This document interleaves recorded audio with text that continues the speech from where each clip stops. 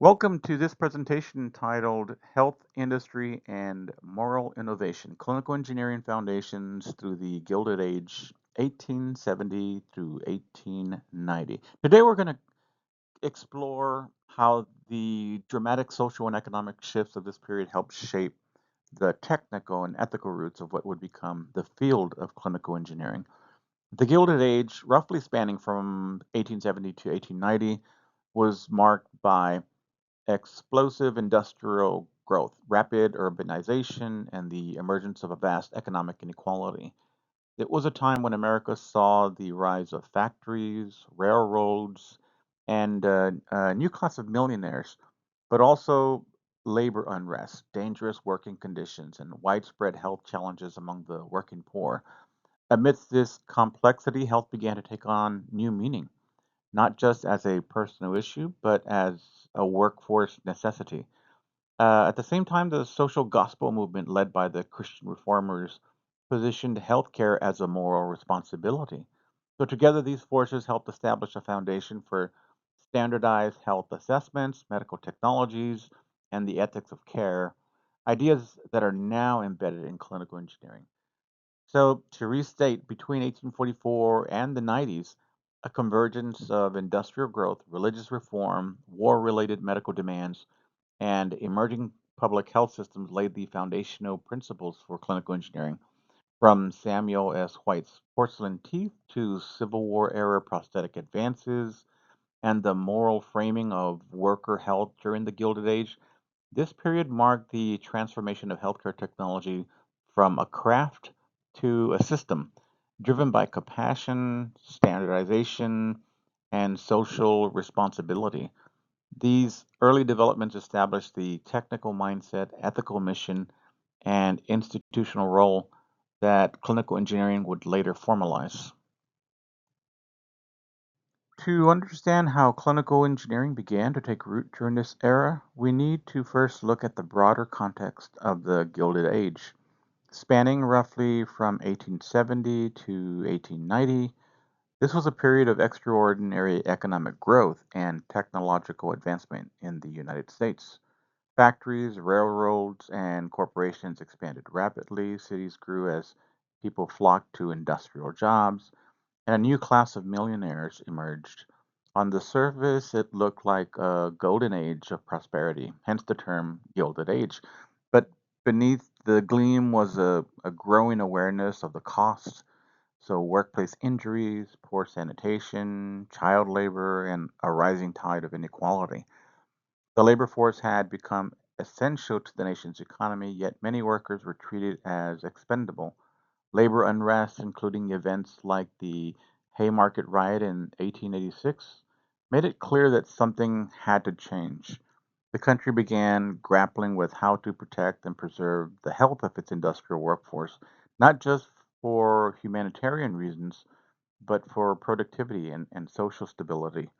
This concern marked the beginning of a shift toward structured health systems, workplace safety protocols, and early medical technologies, all themes that would evolve into clinical engineering in the century ahead. As industrialization progressed, factory labor became one of the most physically demanding forms of work. Long hours, repetitive tasks, and dangerous machinery made physical health a critical factor in whether a worker could remain employed and productive. In this environment, the concept of health took on a new dimension. It wasn't just about personal well being anymore, it became a form of economic currency. A healthy worker was a reliable worker, and injuries or illnesses were seen as threats to both output and profit. Employers began taking a more active interest in their workers' physical condition. Some large companies initiated basic health checks, and by the 1880s, both employers and government institutions were pushing for more standardized health assessments. These evaluations often included simple diagnostic tools like weight scales, eye charts, and strength tests to determine whether someone was fit for work. This shift toward measurable physical criteria for labor readiness was an early step toward systems thinking in healthcare. It also signaled the growing role of medical tools in the workplace.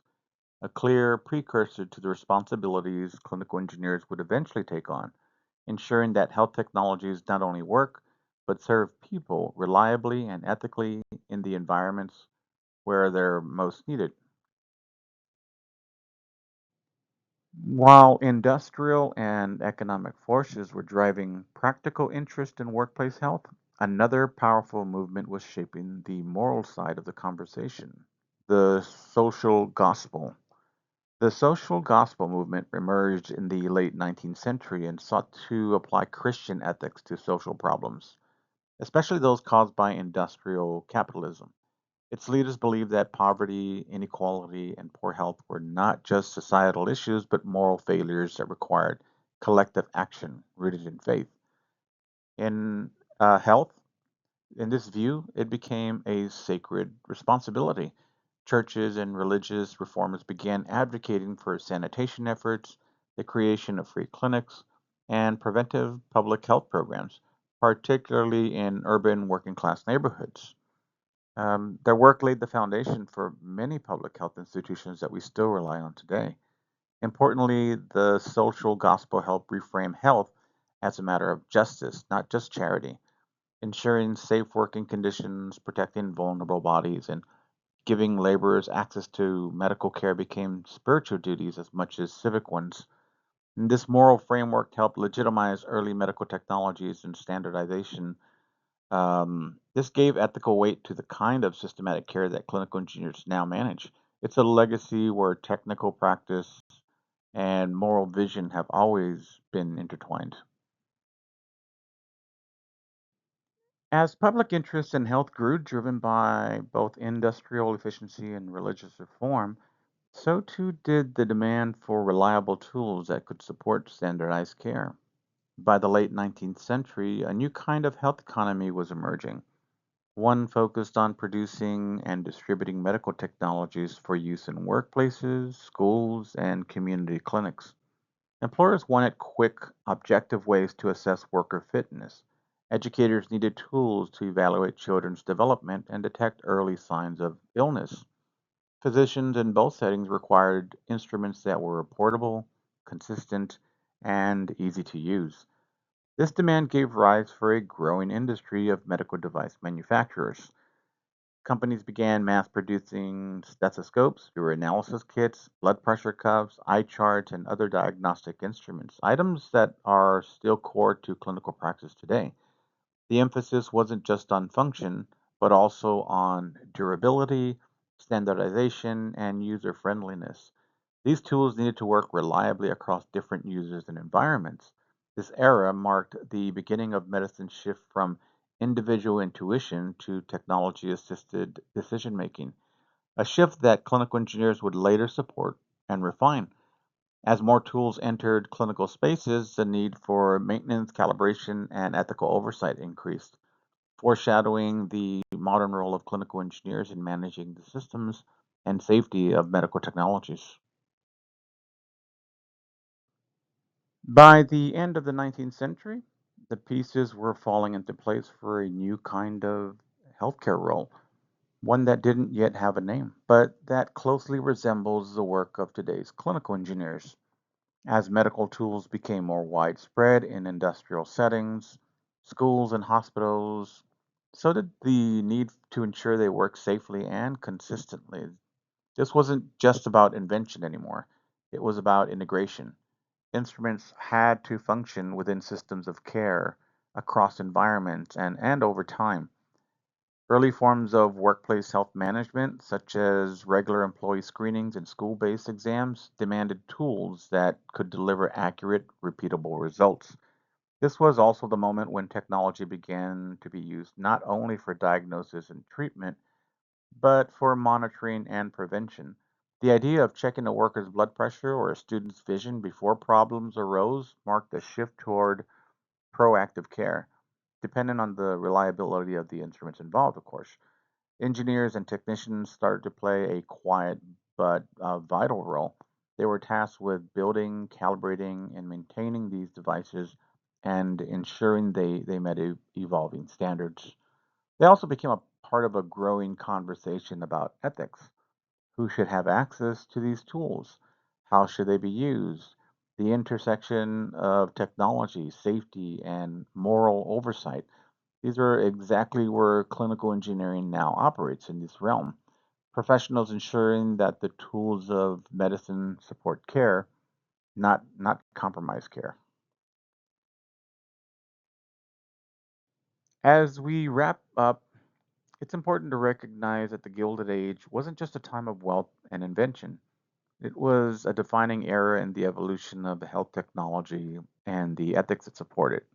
Though the health reforms of this period were both technical and moral, they weren't driven by science alone, or economics alone, or faith alone, but by the convergence of all three. Harsh labor conditions demanded new systems of care. Christian reformers insisted that the poor and working class deserve health, dignity, and safety. And a growing medical technology industry stepped in to meet these demands with new tools and standards. From this mix of machines, markets, and morality emerged something that was lasting, the beginning of a healthcare uh, as a system where technology had to be measured, maintained, managed, not just for performance, but for the people, for the patients. And that's where clinical engineering was born, not in name yet, but in spirit. Today's clinical engineers inherit that legacy. Their work ensures that the technologies we rely on, whether in hospitals, workplaces, or community clinics, are not only functional but ethical. They bridge the human and the mechanical, the clinical and the compassionate. And in doing so, they continue the mission that first began in this transformative chapter of American history.